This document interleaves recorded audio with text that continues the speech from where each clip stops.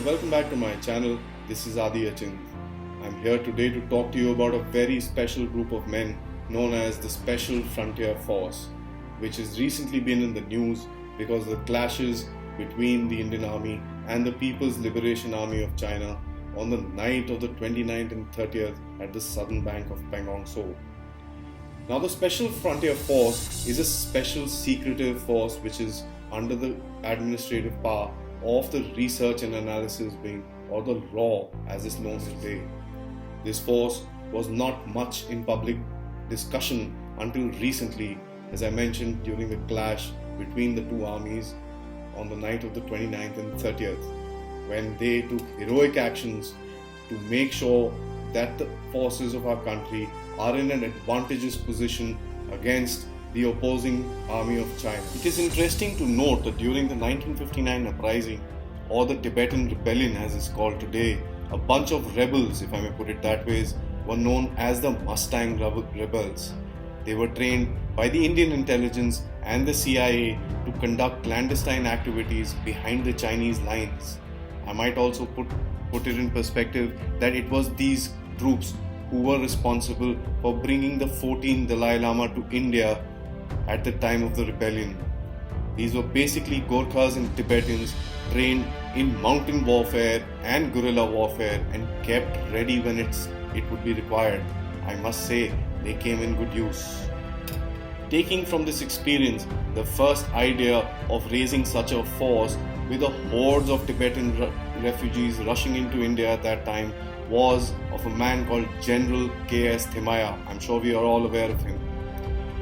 During the 1962 war, the Intelligence Bureau Chief, Mr. Bholanath Malik, as well as the very famous Biju Patnaik, forced the then Prime Minister Nehru to order the establishment of an elite commando unit, highly trained in mountain warfare and guerrilla warfare.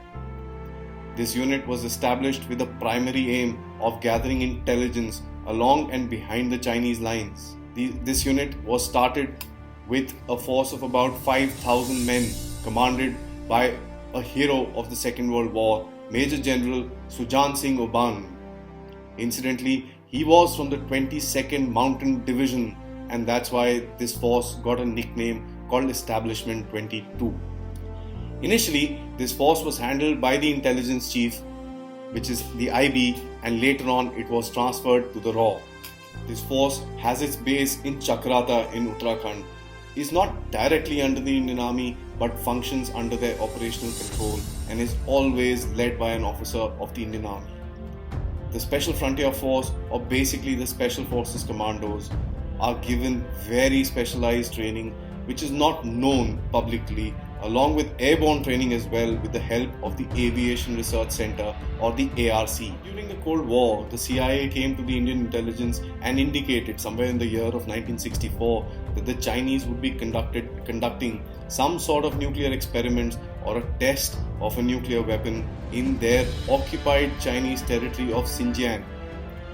This force at that time was trained and equipped by the CIA to plant electronic intelligence devices high up in the mountains surrounding that region to figure out what was happening. They also conducted cross-border reconnaissance missions and classified joint operations with the CIA to find out the activities and the strength of the Chinese forces in occupied Tibet. This force took part in many operations, from the war in Bangladesh to the Operation Blue Star to the Operation Rakshak to Operation Pavan in Sri Lanka, as well as the Kargil War in 1999, just to name a few. Now, during the Bangladesh War, these guys picked up a nickname called the Phantoms of Chittagong. This was due to the fact that they prevented a large Pakistani force who tried to escape into Burma and became a stumbling block in their road. This force also prevented the Special Services Group, which is the Special Forces of Pakistan, from conducting operations in and around the city of Chittagong. Being an elite and undercover force, their operations have never come to see the light of day. Apart from the fact, which is recently during the clashes with the PLA, as I mentioned earlier, on the 29th and 30th of August. It is for us all to guess why a force so secretive was brought out into the public domain. my opinion, it's not only China that can play mind games.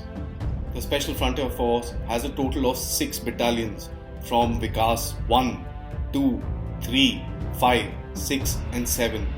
I know 4 is missing for obvious reasons. Each battalion has about 800 men specializing in mountain warfare and guerrilla warfare as mentioned earlier.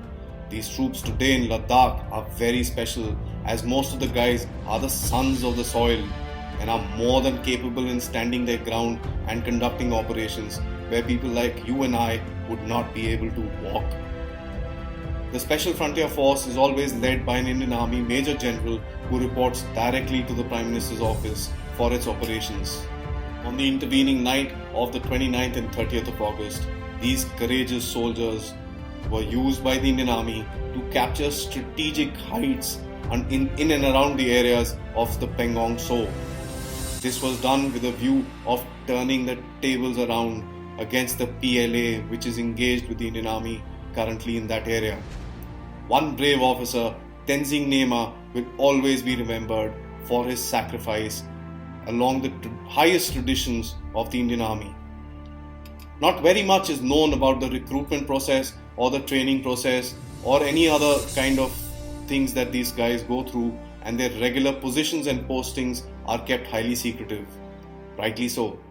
I'd like to take this opportunity on my behalf, show my gratitude and everlasting appreciations for these, the sons of the soil, to fight the oppressive Chinese. And they are ready, I can assure you, for any eventuality that comes along at the line of control.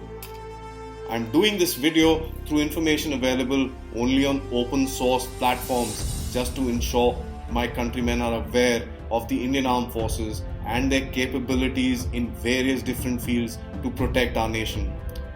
I say this in all my videos, share a thought once a day, every day, for the soldiers standing on the battle lines at the borders of this country against 1. the treacherous Pakistanis and 2. the ever-deceiving Chinese.